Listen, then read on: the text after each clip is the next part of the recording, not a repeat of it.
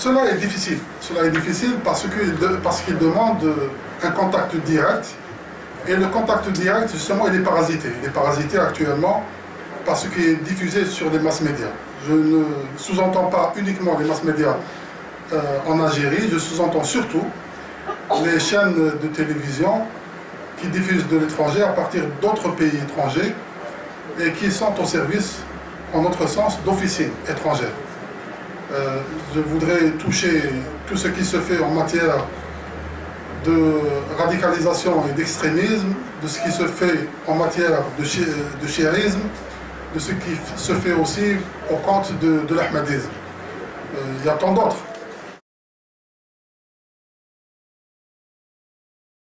Nous ressentons dans l'équipe du ministère des Affaires religieuses qu'il s'est passé beaucoup de temps depuis l'avènement du terrorisme en Algérie et nous n'avons pas assaini la scène religieuse, nous n'avons pas assez touché les mentalités, nous n'avons pas assez débattu de principes fondamentaux de la religiosité en Algérie, nous n'avons pas mis assez en relief le référent religieux national, nous ne connaissons pas nos ulama, nos référents, nous ne connaissons pas notre histoire et notre population ne lit pas assez.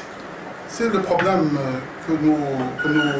qui entrave notre démarche et c'est pourquoi je vous disais en dehors de cette séance que l'effort va demander beaucoup de temps et beaucoup d'efforts aussi pour arriver à une acceptation et une adhésion de la communauté, surtout l'élite intellectuelle dans la démarche nouvelle du ministère des Affaires. Ces gens, premièrement, nous remarquons qu'ils ne sont pas formés. Aucun d'entre eux n'est imam. Certains médias, lorsqu'ils critiquent ces chiites autoproclamés, les appellent l'imam tel. Ce n'est pas des imams. Aucun d'eux n'a une mosquée en Algérie. Aucun d'eux n'a été formé dans des instituts spécialisés. Nous en avons 13.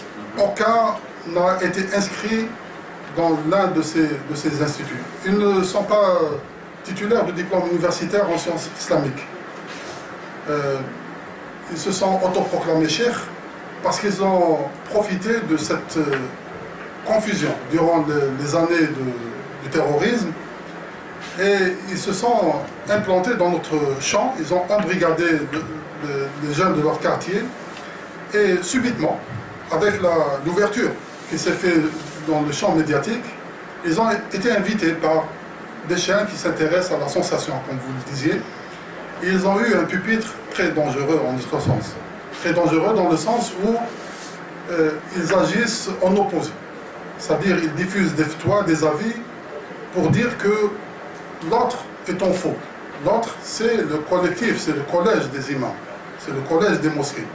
C'est le collège d'ailleurs qui a contribué à la déradicalisation et à l'immunisation de l'Algérie contre le terrorisme. C'est les imams qui ont contribué auparavant à des tractations avec des terroristes même. Ils sont en train de démentir cet effort et de se porter en faux contre ces approches. C'est le danger qui nous guette en mon sens. Et bien que nous ayons fourni des efforts pour mettre en relief des imams, vous remarquerez que les causeries religieuses que nous diffusons sur les chaînes publiques algériennes sont des imams.